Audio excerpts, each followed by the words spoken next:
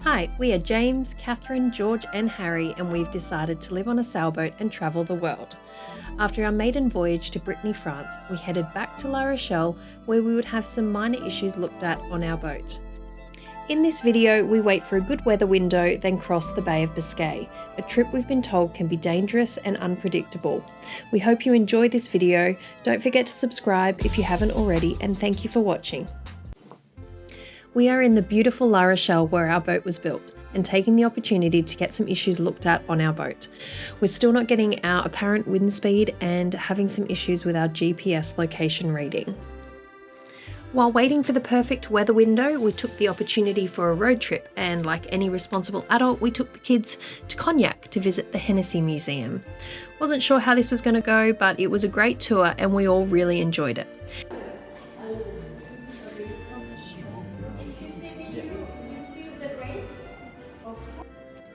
Cognac was beautiful. The kids spent hours in this park, enjoying playing in the gardens.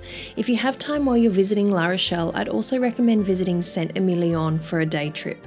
It's a very pretty French village with some really nice French wine. Can I have both, please? Yes. We met Christian here on the dock, who showed the kids some pretty cool knots before we left. No We way. love the sailing community and how supportive they How do you are. do it, Thanks, Joy? Christian.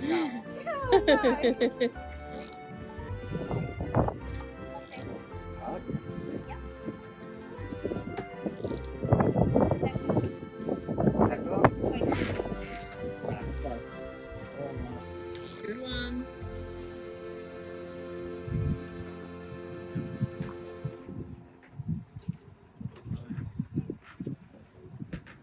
Yeah, well done. Hey, we are leaving France today, heading for Spain. We're all ready to go. It's going to take us 2.5 days, hopefully. James is just warming up the engines. Yep. Kids are quickly downloading some stuff on their iPads. And then after I'm just going to quickly clean my teeth. Quickly clean your teeth and then you'll be ready to go. It is just beautiful today. Absolutely beautiful.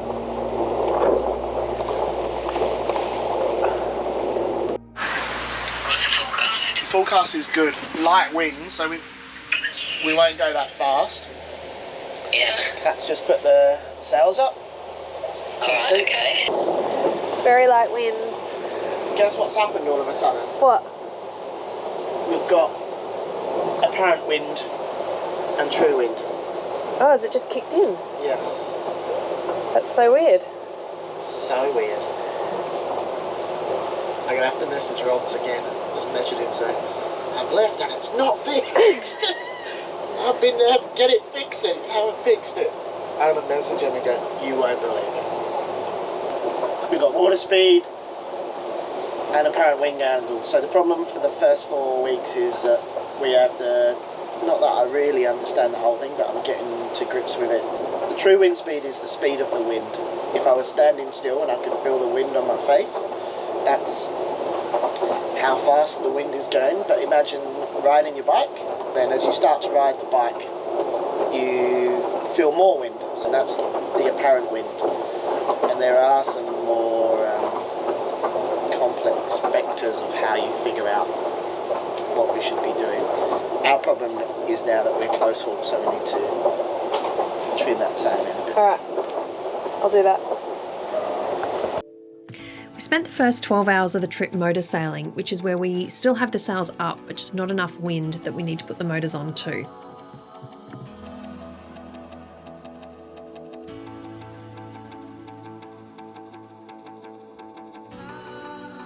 I'm hoping that just after lunch we won't have the motors on for the rest of the day. I hope. Yes. Can't see it. Can you give me some help?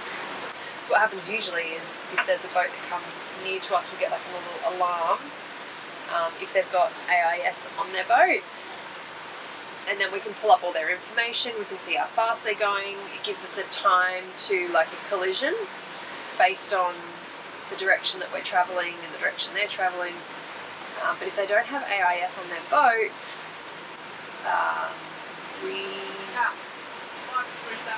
yeah. James has just asked me to move just a little bit to starboard, 5 degrees, which I can do. We've got the autopilot on. We just turn the boat a little bit just to make sure that we aren't going to collide with them. I think we'll be past them soon anyway. But yeah, if they've got their AIS, we just comes up on the screen. And if they don't have AIS, we have to keep our eyes peeled. Someone really needs to be at the helm all the time. You okay? Yeah. What's the matter? Nothing. Just don't want to get too close. You look a bit stressed. 7.5 knots as well. Thank you, Mummy. Can we go to channel 72? Over. Going to channel 72. How'd you do that? 72. Yeah, nice to see you out here. Just have one question for you, or maybe two. Have you turned off your AIS now? No, we haven't. Have we disappeared off of your screen? Yeah, I'm losing the target all the time. Not the big ship behind us, but I mean, we're not more than 2 miles from each other, and I'm losing you once in a while. Oh. Can't explain that. We're not touching the AIS at all. I'll turn it off and I'll turn it back on again and see if it resets itself. That was our first call up. That's how it's done. Where are they? Right under the boat. Oh! At the end of our first day crossing the Bay of Biscay, it was so special to get a visit from some dolphins at sunset.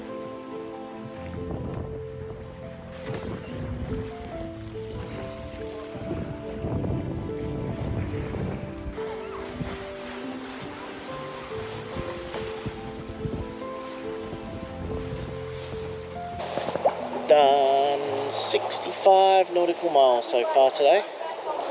We just had dolphins and a sunset, so what a perfect day, eh? We do have a couple of boats about a mile off our starboard side. I heard on the radio about 10 minutes ago they were talking to each other. Oh, we've had dolphins, and I'm like, oh, that's so cool. And then 10 minutes later, here they were. So the sun's going down, the temperature's starting to drop a little bit. Got the shivers. Anyway, what a nice sunset, look at this.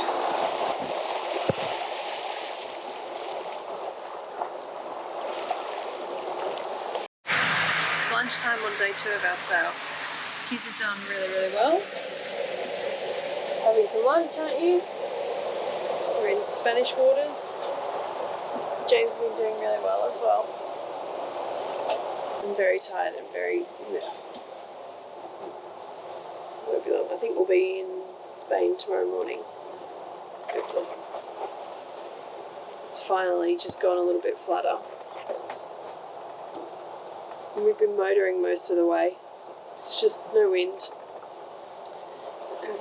I'm going to eat some food, go back to sleep, hopefully. It's almost the end of day 2. It's not much wind, so James is just pulling in the sails now.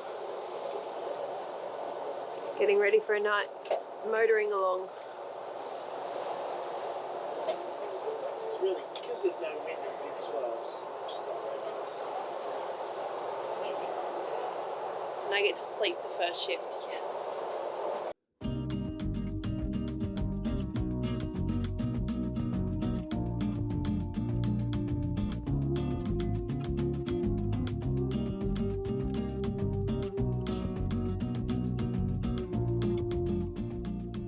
After a 48-hour trip, we made it to Gijon. The city is full of charm with its bay-windowed buildings, interesting architecture, lots of restaurants, and beautiful sandy beaches with clear water. It's well worth a visit. We are in Gijon, or Gijon. It's our very first stop in Spain. that will start our Schengen Who knows visa. what's going to happen? We don't know. No one knows. We No one should can have got give a stamp us- when we left France. The whole trip I checked this morning was 250 nautical miles, so we were averaging a good speed because we were on the motors. We thought it would take 2.5 days. It actually took 2 days, but that's because we motored. We used a lot of fuel. The Bay of Biscay, it's really changeable and not that predictable. So all the weather forecasts we've had give you the wind and the wave height. Could be because we're new and they never get it right. And as we were going across, there was parts of the bay that even said on the GPS, what did it say about the sea? It said sensitive sea area. So what happens, it's 50 metres, 250 metres, 300 metres, 180 metres for a very, very long time. Then all of a sudden it goes 1,000, 2,000, 5,000 over a short distance. Yeah. And I think that's what causes those confused sea. Yeah. I'm very tired from yesterday. I spent a lot of time at the helm. You did. You did so well. I know. You were so good at it. But we won't be able to. No. I can't do that every trip. I know. All I want to do when I get on the boat, if we're on a passage, is sleep. And that's because I know that when I'm asleep, I don't get sick. So I had some tears on the dock because Yeah, I thought I'd I make was you cry. so sick and I was so tired. And James is like, get the line on, and I'm like, I can't. I just started crying. We are so new to this. I see land and I'm like, oh, that's really, really close. Next thing I know, there's a big container ship going between us and the land. And I'm like, oh, I already thought I was close. Anyway, it's all good. We made it. Just. You guys want to go for a walk along the beach? Alright, let's go. Catch up with Harry.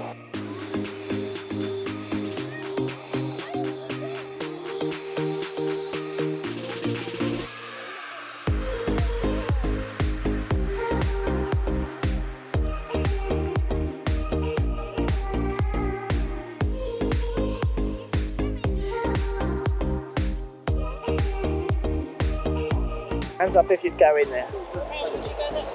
The water's 19.5 degrees. Yeah, I would still go.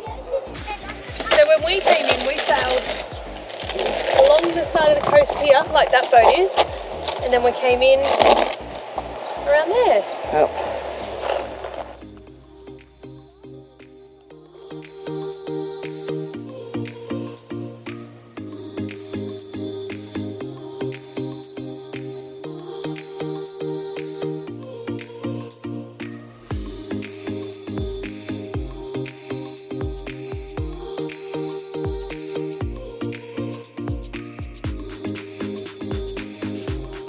So we are in Spain.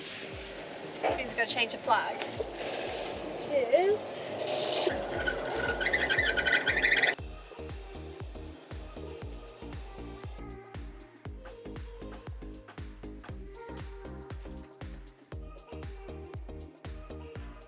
This is exactly what it felt like when we came in yesterday morning. It was like foggy, cold, but then it turned out to be a really beautiful day.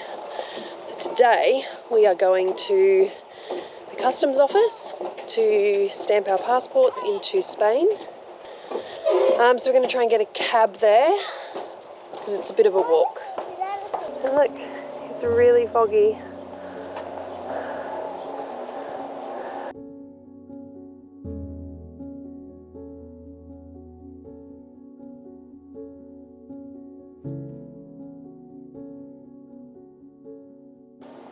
This is the customs office. Well, we're not sure because on the map that we put in the car was just a bunch of diesel tanks. And he's brought us here thinking that this is the next best thing. This looks more like a customs office. We're trying to check in to Spain with our passports and get a stamp. You come to the boat every day, but you can't get a stamp. If you want a stamp, you've got to come to the office. So we'll see how we go. I think we'll be fine. I'll let you do the talking.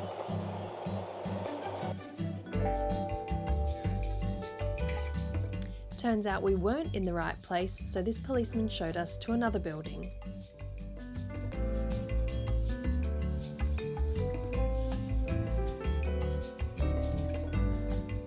After getting the impression that nobody knew quite what to do with us, we were then driven into a restricted zone.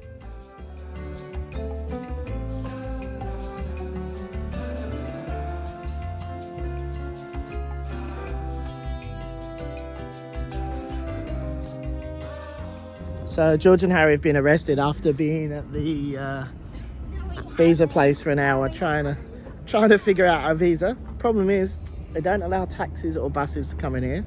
So today we're going for a ride To prison. in a police car. Close the door. Close it, Big Bang. Adios. Adios, mate.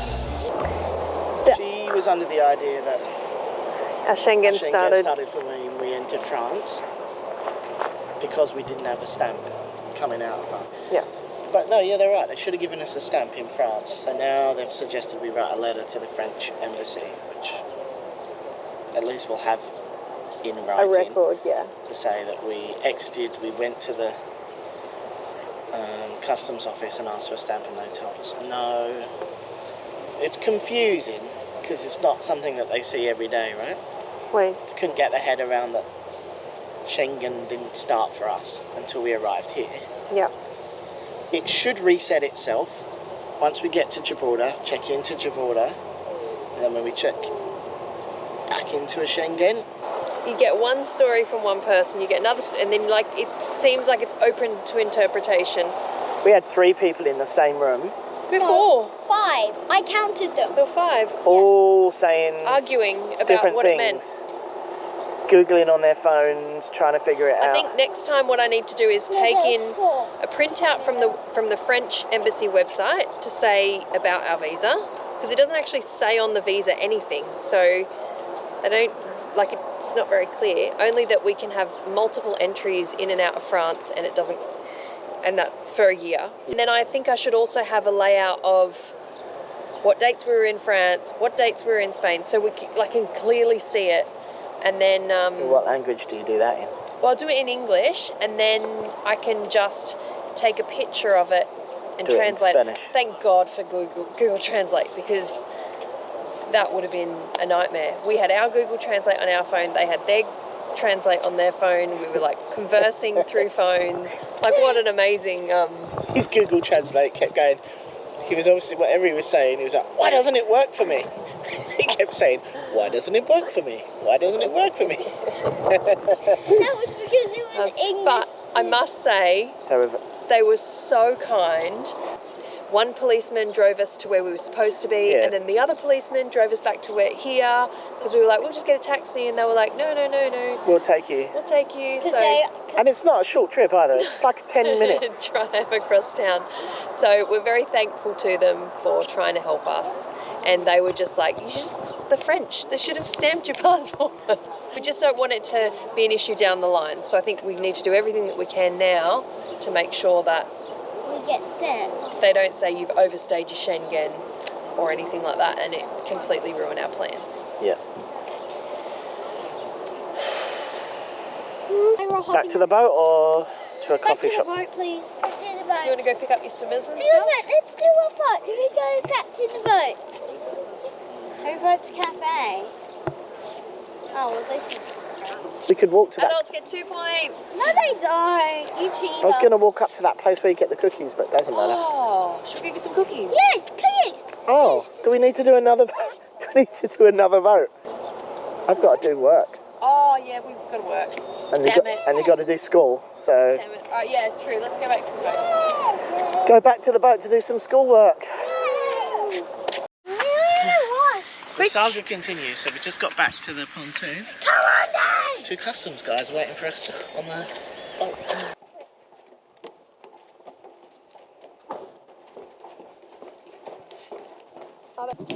Hola! We've Wait. just been to To the office. the office. He's Ubering. So we made it across the Bay of Biscay, we managed to successfully check into Spain, and we're ready to get going again.